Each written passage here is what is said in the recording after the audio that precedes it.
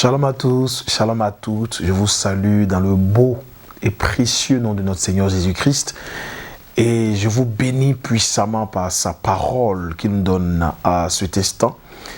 Par sa bonne nouvelle qui vient pour dire à quelqu'un qu'il y a encore de l'espoir, qu'il y a encore des jours merveilleux devant chacun de nous.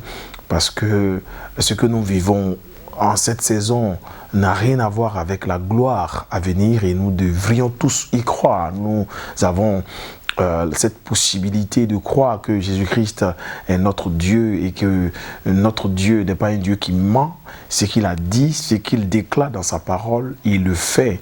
Vous savez que la bonne nouvelle de Jésus-Christ a été apportée à l'humanité pour que nous sortions des peurs, des craintes par rapport à notre destinée. Et je voudrais dire succinctement à quelqu'un que Jésus t'aime tel que tu es.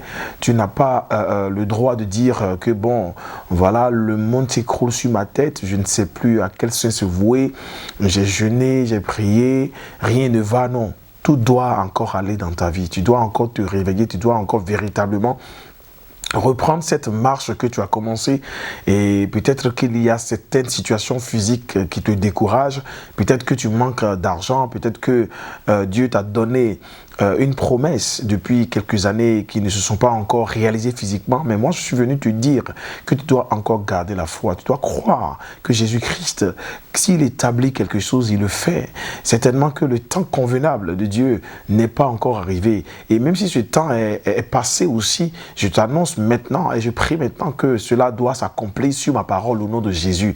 La Bible déclare que Élie est un homme de la même nature que nous.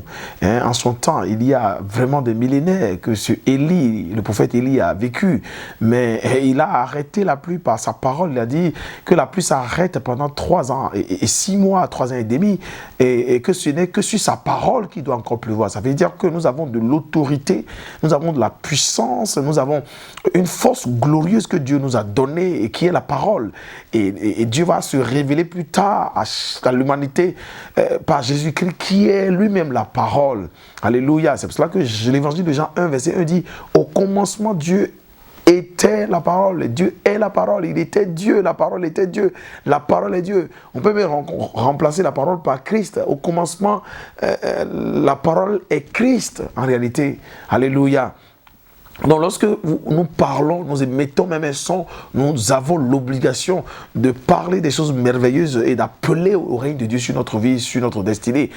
Au lieu de se lamenter, toi qui m'écoutes, tu dois proclamer de bonnes paroles en cette saison. Au lieu de t'énerver face à la situation, tu dois sortir de cette colère qui n'a pas son sens en réalité. Tu dois prendre ta vie de prière. Beaucoup ont abandonné la prière sous prétexte que bon, j'ai tout fait, ça va pas, bon, ok, ce que Dieu fait, ce que Dieu veut plutôt qu'il le fasse, quoi. Non, ce que Dieu veut, il s'est déjà établi.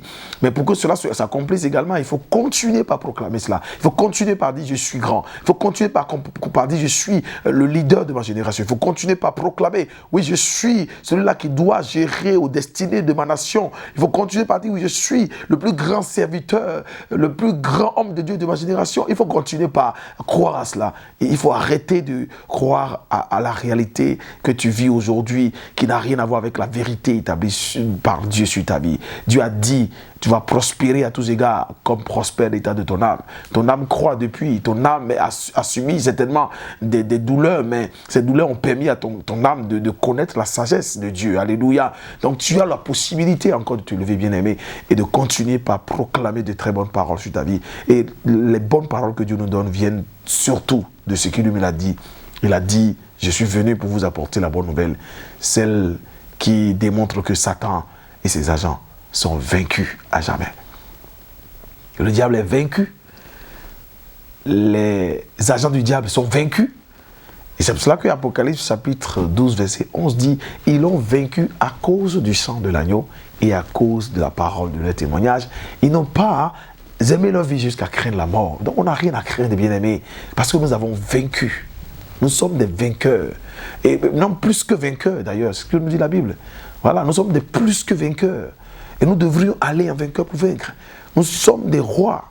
Et tu dois croire cela. Ce que je dis, il faut croire, saisis cette parole. Dis, je suis roi. Si tu es femme, dis, je suis une reine établie par Dieu sur la terre. Tu n'as rien à craindre. Alléluia. Toi, par toi, Dieu veut apporter la bonne nouvelle à l'humanité. Parce que Jésus, il est venu, c'est ce qu'il a fait. Luc chapitre 8, le verset 1 dit, ensuite Jésus alla de ville en ville et de village en village, prêchant et annonçant la bonne nouvelle du royaume de Dieu, la bonne nouvelle du royaume de Dieu, la bonne nouvelle du royaume de Dieu, la bonne nouvelle du royaume de Dieu, pas la mauvaise nouvelle. Si quelqu'un vient te prêcher l'évangile qui doit t'effrayer, bien aimé, fuis. Jésus n'est pas venu prêcher ce qui doit nous effrayer. Il est venu nous donner la bonne nouvelle que nous sommes les fils de Dieu. Dans l'Ancien Testament, personne n'était fils, mais nous sommes fils. Alléluia. Nous sommes fils et un fils et un héritier. Un fils et un héritier. Alors saisissons la main de Dieu. Nous sommes des héritiers de Dieu et nous avons l'obligation de nous lever. La prière, par la prière, nous devons posséder ce pourquoi Dieu nous a engendrés. Et ce pourquoi Dieu nous a engendrés, même si tu ne le sais pas, sache que c'est des projets de paix et non de malheur. S'il y a un malheur quelque part, lève-toi contre le malheur, chasse le malheur. S'il y a un autel satanique établi quelque part, chasse l'autel, brise l'autel. Parce qu'il a dit aux anciens, à Moïse, en Deutéronome chapitre 12, verset 2, il dit, vous renverserez, vous au contraire, vous renverserez leur Dieu, vous renverserez leurs autels, vous renverserez. C'est de notre responsabilité. Dieu ne va pas venir renverser certaines situations pour nous. C'est nous qui décidons de renverser les situations. C'est nous qui décidons de vivre heureux. C'est nous qui décidons de notre paix. C'est nous qui décidons d'être heureux. C'est nous qui décidons d'être en joie. Alors tu as la possibilité de reprendre encore ta vie, de vivre comme il a établi. Il a dit, si quelqu'un est en Christ, en 2 Corinthiens 5, verset 17, il est une nouvelle créature. Voici, toutes choses sont nouvelles, sont devenues nouvelles. Les choses anciennes sont passées. Oublie ton passé. Oublie le passé, s'il te plaît. Oublie, je répète encore, oublie le passé. Regarde à ce que l'avenir te réserve. Regarde à ce que Dieu a établi sur ta vie. Regarde à ce que Dieu a dit. Si tu es encore en vie, ça veut dire que l'avenir est glorieux. Les humiliations que tu as subies n'ont rien à voir avec la gloire à venir. Je te l'assure. Mais crois que Jésus-Christ, crois que la main dans la main, ta main dans la main de Christ, la main de Dieu sur toi, va t'amener dans l'accomplissement de tout ce qu'il a établi sur toi. Il est écrit que personne ne peut suivre Christ et être confus dans le livre de Romains chapitre 10.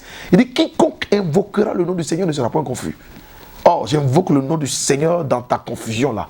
Et je chasse cette confusion, je chasse cette limitation, je détruis cette mentalité de sauterelle qui est en train de te malmener, qui est en train de te ralentir depuis des années. J'accélère l'accomplissement de ta destinée. Je déclare que tu es béni, toi qui me suis. Que le règne de Dieu soit établi sur ta vie.